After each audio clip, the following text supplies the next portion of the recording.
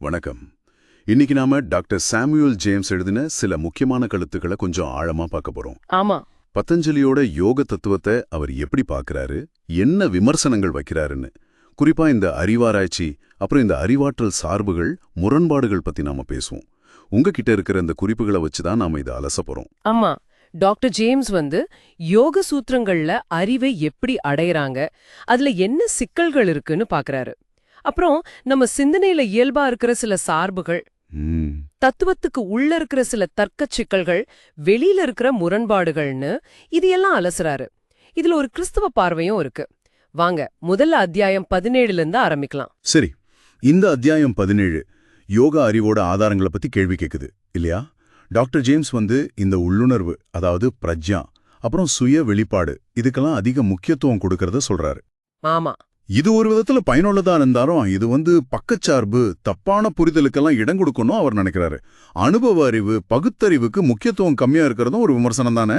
சரியான பாயிண்ட். அறிவாராய்ச்சினாலே அறிவை எப்படி வாங்குறோம், அது எவ்வளவு நம்பகத்தன்மை வாய்ந்ததுன்னு பாக்குறது தான். இங்க டாக்டர் ஜேம்ஸோட முக்கியமான வாதம் என்னன்னா, யோக சூத்திரங்கள் பைபிள் மாதிரி ஒரு தெய்வீக வெளிப்பாடு கிடையாதுங்கிறது. ஓ, அப்படியா? ஆமா. இது அந்த அறிவோட அடிப்படையவே ஒரு கேள்விக்குள்ளாக்குது. அதே நேரம் யோகம்ங்கிறது ஒரு பயிற்சி சம்பந்தப்பட்ட பாரம்பரியம். அதுல கிடைக்கிற அனுபவ அறிவும் முக்கியமானதுதான். சில யோக பள்ளிகள் கேள்வி கேட்கறது கூட ஊக்குவிக்கிறாங்க. இதே அவர் இல்லேன்னு சொல்லல. சரி சரி. ஆனா நீங்க இந்த யோக அணுகுமுறைகளை பார்க்கும்போது இந்த அறிவோட மூலங்கள் பத்தி ஒரு விமர்சன பார்வை வேணுங்கிறது அவரோட கருத்து. இது கொஞ்சம் யோசிக்க வேண்டிய விஷயம்தான். சரி, அடுத்த அத்தியாயம் 18.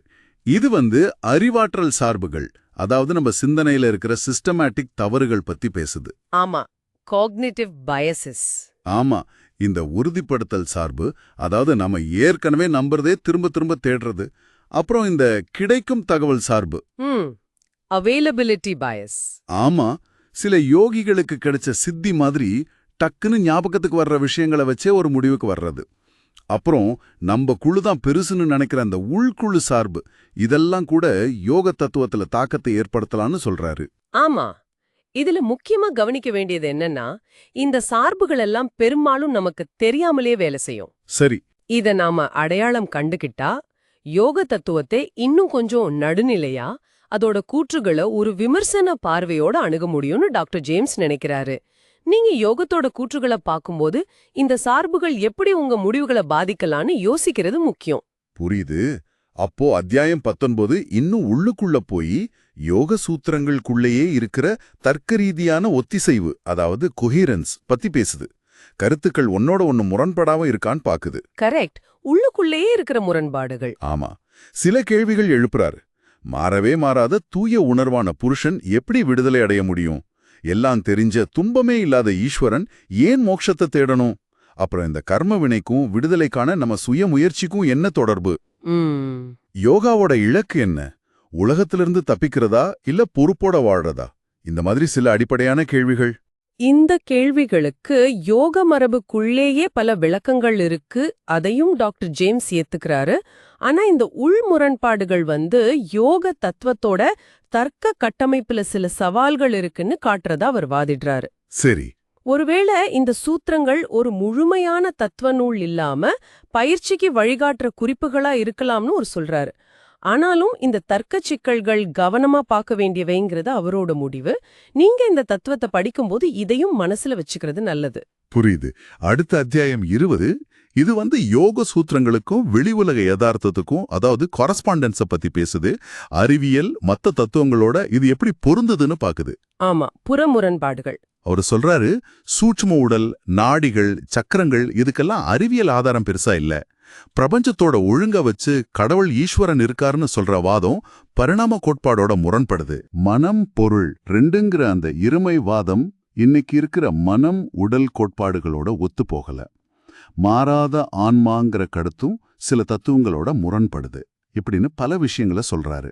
இங்கேயும் யோக முதல்ல ஒரு பயிற்சி முறை, சில கருத்துக்கள் உருவகமா இருக்கலாங்கிறத டாக்டர் ஜேம்ஸ் மறுபடியும் சொல்றாரு. ஆனாலும் இந்த புற முரண்பாடுகள் முக்கியம்னு அவர் நினைக்கிறாரு. குறிப்பா ஒரு கிறிஸ்தவ பார்வையிலிருந்து பார்க்கும்போது, சரி, யோகாவோட தத்துவ கருத்துக்களை எப்படி பகுத்தறிவோடையும் விசுவாசத்தோடையும் அணுகிறதுங்கிற கேள்வி எழுப்புதுன்னு சொல்றாரு.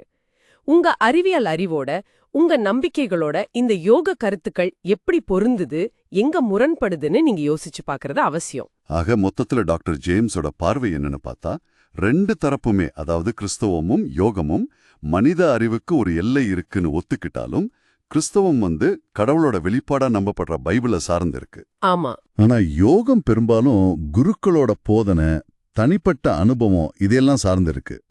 இது அகநிலை சார்ந்தது, சப்ஜெக்டிவானது, சுலபமா சரிபார்க்க முடியாததுன்னு அவர் வாதிடுறாரு. மிக சரியா சொன்னீங்க. டாக்டர் ஜேம்ஸை பொறுத்த வரைக்கும் கிறிஸ்தவ உண்மை கூற்றுகளுக்கு கடவுளோட வார்த்தை, பகுத்தறிவு, வரலாற்றுச் சான்றுகள், புறவயமான அகவயமான உறுதிப்படுத்தல்கள்னு வலுவான ஆதாரங்கள் இருக்குன்னு அவர் நம்புறாரு. ஒப்பிட்டு பார்க்கும்போது யோக தத்துவத்தோட அறிவாராய்ச்சி அடித்தளம் கொஞ்சம் பலவீனமா தெரியுதுன்னு சொல்றாரு. அதுக்கு காரணமா இந்த அறிவாற்றல் சார்புகளோட தாக்கம், சரிபார்க்க முடியாத அனுமானங்கள், அனுபவங்கள் மட்டுமே தத்துவ உண்மைகளை நிரூபிக்காது, இந்த மாதிரி விஷயங்களை சொல்றாரு. அப்படியா? அதனால யோகத்தோட ஈடுபடுற கிறிஸ்தவர்கள் கொஞ்சம் விமர்சன பார்வையோட, பகுத்தறிவோட செயல்படணுங்கிறது தான் அவரோட முக்கியமான அறிவுரை. நன்றி.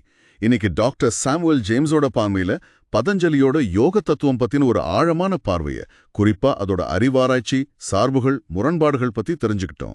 நிச்சயமா. டாக்டர் ஜேம்ஸோட இந்த விமர்சனங்கள் சில முக்கியமான கேள்விகளை நமக்கு முன்னாடி வைக்குது. அதாவது, ஒரு தத்துவத்தோட அடிப்படை கூற்றுகளே இப்படி கேள்விக்குள்ளாக்கப்படும் போது அதுல இருந்து வர பயிற்சிகளை மட்டும் நாம எப்படி எடுத்துக்கிறது? ஆமா, அது ஒரு நல்ல கேள்வி. அந்த தத்துவ கூற்றுகளோட உண்மைத்தன்மையை மதிப்பிடுறதுக்கும் அந்த பயிற்சிகளோட நடைமுறை பயனை அனுபவிக்கிறதுக்கும் உள்ள வேறுபாட்டை நீங்க எப்படி பாக்குறீங்க? இது நீங்க இன்னும் கொஞ்சம் யோசிக்க வேண்டிய ஒரு புள்ளி.